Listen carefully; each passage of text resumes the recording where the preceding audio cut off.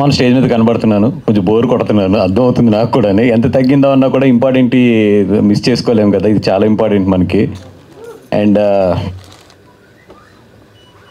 ఈ సినిమా గురించి స్ట్రైట్గా మాట్లాడాలి, స్ట్రైట్గా చెప్పాలంటే ఒకటే, ఈ సినిమా నిజంగా ఒక జీవితంలో జరిగింది అంటే మాత్రం ఎవరూ నమ్మలేం.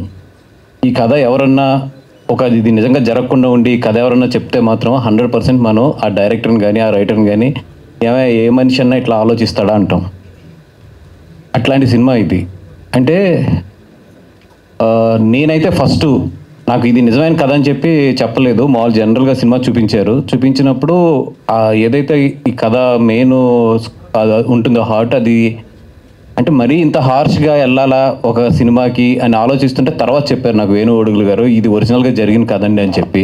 నిజంగా గుండె అయితే తరుక్కుపోయింది నాకు. అది అంత మంచి కథ, అంటే అంత మంచి కథ అని చెప్పే కన్నా కూడా అట్లాంటి ఒక ఇన్సిడెంట్స్ మన జీవితాల్లో జరుగుతాయి, లేదా అట్లాంటి నిజంగా ఆలోచించే మనుషులు ఉంటారు అనేది నిజంగా నాకు ఒక నైట్ అంతా కూడా నేను డిస్టర్బ్ అయిపోయాను ఇక ఈ సినిమా చూసిన తర్వాత. అట్లాంటి సినిమా ఇది. డెఫినెట్గా అందరినీ అయితే మాత్రం లేచేటప్పుడు అయితే మాత్రం మీరు అందరూ కూడా డెఫినెట్గా సీట్లోంచి లేచేటప్పుడు అయితే మాత్రం ఒక భారంతోనే లేస్తారు. అంత బాగా డైరెక్టర్ లాస్ట్ మొత్తం సినిమానంతా కూడా ఒక ఇంటెన్స్లో ఒక ఫ్లోలో తీసుకెళ్ళాడు మొత్తం సినిమానంతా కూడా.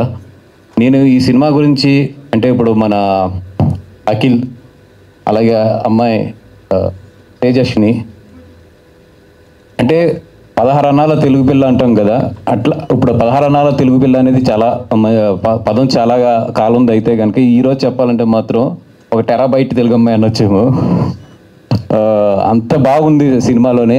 అంటే ఫస్ట్ ఆఫ్ ఆల్ మేము చాలా హ్యాపీగా ఫీల్ అయింది ఏంటంటే ఒక తెలుగు అమ్మాయి నిండుగా ఉంది స్క్రీన్లోని, ఒక రూటెడ్ అమ్మాయి ఎలా ఉంటుందో అలా ఉంది.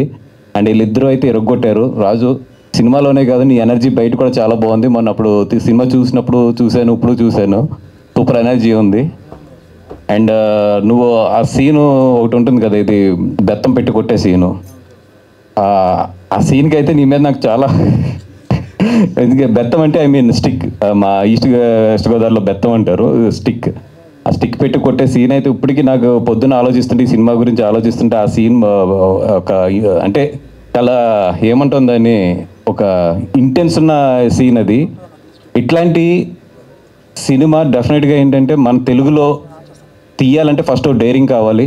నిజంగా ఈటీవీని మెచ్చుకోవచ్చు, ఎందుకంటే ఈ పాయింట్ని స్క్రీన్ మీద ఎత్తాలంటే దానికి ఒక చాలా డైరింగ్ కావాలి. దానికి నిజంగా దీన్ని తీసుకొచ్చిన వేణు ఉడుగులు గారు కానీ, అలాగే దీని డైరెక్టర్ మన బోస్ గారు కానీ, వీళ్ళందరూ కూడా చాలా రూటెడ్ కథని చాలా బాగా తీసుకొచ్చారు. అండ్ ఈ సినిమాలో ఇంకా సర్ప్రైజ్ ఎవరంటే మా చైతన్య గారు, మన సిద్ధు జొన్నలగడ్డ గారి బ్రదర్ ఈయన చైతన్య గారు. 100% స్క్రీన్లో అయితే సర్ప్రైజ్ ఇస్తాడు ఈయన. ఈరోజు అంటే నేను కొన్ని మూర్తి గారు, నిశాంత్ గారు, మీరు అందరూ తెలుసు కదా, కొన్ని నేను గట్టిగా చెప్పానంటే గట్టిగా తగులుతాయని, ఈయన మాత్రం సర్ప్రైజ్ ఇస్తాడు స్క్రీన్లోని. మీరు చూడండి సినిమా. అంటే నేను పెద్ద మాట అనట్లేదు కానీ మళ్ళీ మన తెలుగు సినిమాకి ఒక మంచి నటుడైతే దొరికాడు ఈ సినిమాలోని. చాలా బాగా చేశారు. అంటే నేను చెప్పకూడదు, ఆ క్యారెక్టర్లో కొన్ని రివీల్ చేయకూడదు కాబట్టి ఎక్కువ మాట్లాడలేను, కానీ ఈయన బయట చూడని వాళ్ళు ఎవరైతే ఉంటారో వాళ్ళందరూ మాత్రం ఆ క్యారెక్టరే ఈయన అనుకుంటారు, అంత బాగా చేశాడు ఈయన నిజంగా. అంటే ఫస్ట్ సినిమా అంటే మీ థర్డ్ సినిమా అనుకుంటానండి, అందుకని ఎక్కువ పోగొట్టలేదు. బట్ డెఫినెట్గా మీకు ఎదరెదర స్టేజెస్ మీద మాత్రం నటనకి మాత్రం చాలా డెఫినెట్గా మిమ్మల్ని బాగా మెచ్చుకుంటారు. థ్యాంక్ యూ అండి. సురేష్ బాబులు గారు, రాంబాయి సాంగ్ మాత్రం కుమ్మేపోతుంది. ఈ నెక్స్ట్ 3-4 months అయితే మాత్రం అందరి నోళ్ళల్లో మాత్రం ఈ టైటిల్ సాంగ్ ఏదైతే ఉందో రాంబాయి అది ఉంటుంది. ఎందుకంటే నాకు ఈ మధ్యలో ఫేవరెట్ సాంగ్ అది. నేను ఎన్నిసార్లు ఆ సాంగ్ విన్నానంటే, ఇప్పుడు నా కార్లో కానీ నా ఫోన్లో కానీ చూస్తే ఫస్ట్ సాంగ్ అదే ఉంటుంది.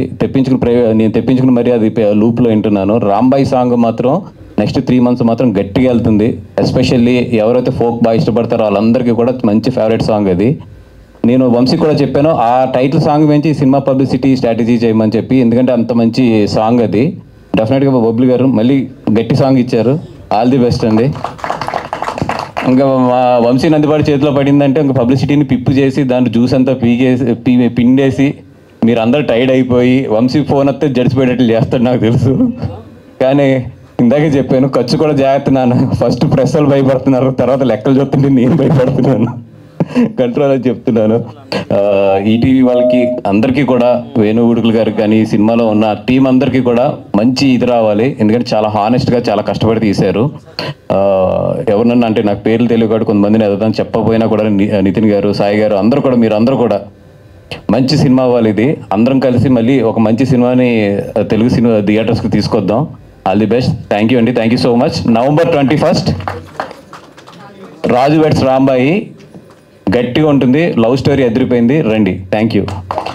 థ్యాంక్ యూ బనివాస్ గారు, థ్యాంక్ యూ సో మచ్. నేను వెళ్ళాలి, మా కజిన్ వాళ్ళ అబ్బాయిది ఎంగేజ్మెంట్ ఉంది రేపు మార్నింగ్, మిస్ అవ్వకూడదు నేను, అందుకని థ్యాంక్ యూ సో మచ్ అండి. Thank you so much. ఇలా అంటే మా వాళ్ళు చాలా మంది నేను ఈ Q&Aలో మిస్ అవుతున్నాను అని చెప్పి చాలా మంది డిసప్పాయింట్ అవుతారు. పర్లేదు, ఇట్స్ ఓకే. ఇదే ప్రెస్ మీట్ లో నెక్స్ట్ Q&Aలో కలుసుకుందాం సార్. Q&A కూర్చుంటే ఏమొస్తాయి కూడా నాకు తెలుసు, అందుకే కూర్చోట్లేదు. వెరీ ఇంటెలిజెంట్ బనివాస్ గారు, అందుకని ఇంత మంచి మంచి సినిమాలు మనందరికీ అందిస్తున్నారు. బనివాస్ గారికి మరొకసారి కృతజ్ఞతలు తెలియజేసుకుంటున్నాము. అండ్ ఎస్, నా ఐ రిక్వెస్ట్ చైతన్య